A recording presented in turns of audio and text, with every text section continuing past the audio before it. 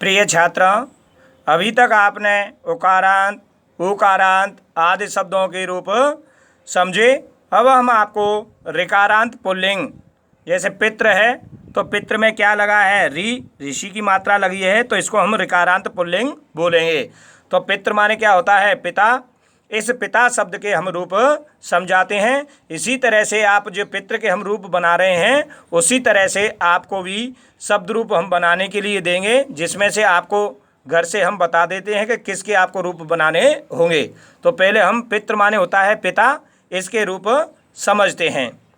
विभक्ति, एक वचन, द्विवचन, बहुवचन।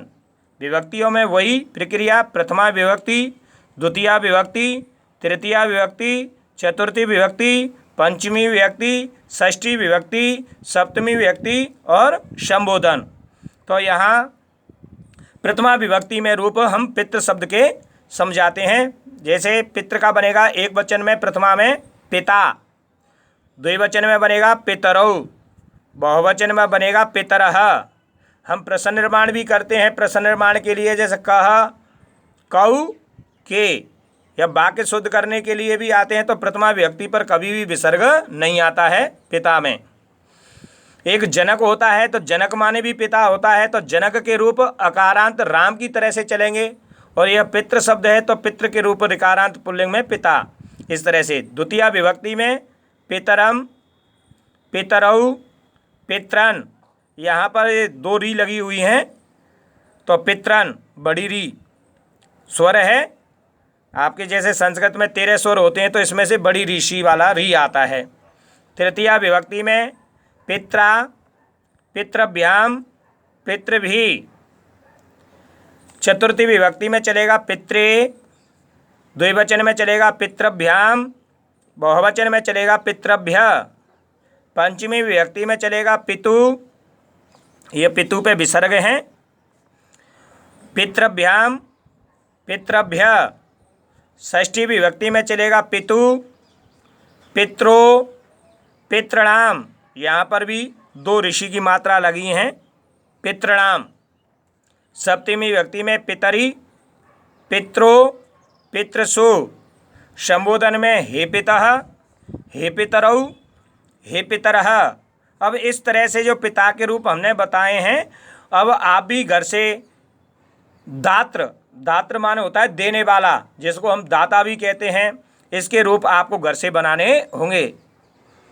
बिल्कुल पिता की तरह से रूप चलेंगे, जैसे दाता, दातारौ, दातारः। तो इसी तरह से दात्र माने क्या होता है, दाता। कर्तृ माने होता है कर्ता।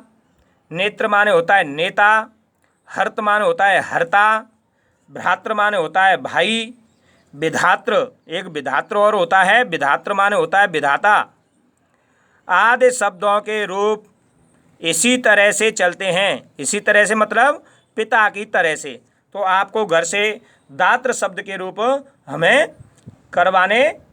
चेक करवाने होंगे।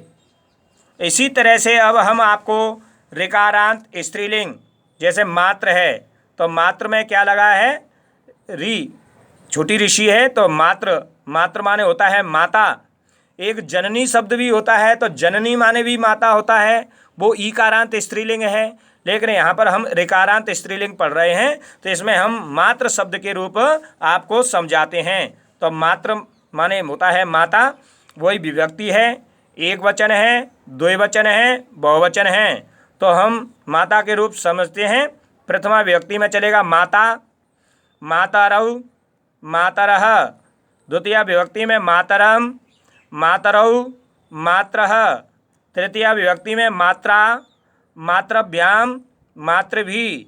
चतुर्थी विभक्ति में मात्रे, मातृभ्याम, मातृभ्य। पंचमी विभक्ति में मातु, मातृभ्याम, मातृभ्य। षष्ठी विभक्ति में मातु, मात्रो, मातृणाम। तो यहाँ पर भी छोटी री है मातृणाम। सप्तमी विभक्ति में मातरी, मात्रो, मातृसु। संबोधन में हे मातः, हे मातरौ, हे मातारः। इसी तरह दुहित्र है।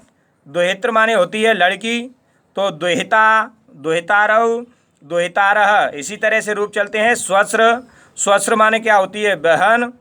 यात्र माने होती है देवरानी। आदि शब्दों के रूप इस मात्र की तरह से चलेंगे। तो आपको घर से स्वस्र शब्द के रूप बनाने होंगे और हमें चेक करवाने होंगे। स्वस्र, स्वस्र माने लिखेंगे बहन, तो एक शब्द ऐसे स्वसा, स्वसारौ, स्वसारः, ऐसे ही स्वसारम आप बना करके हमें चेक करवाएंगे। धन्यवाद।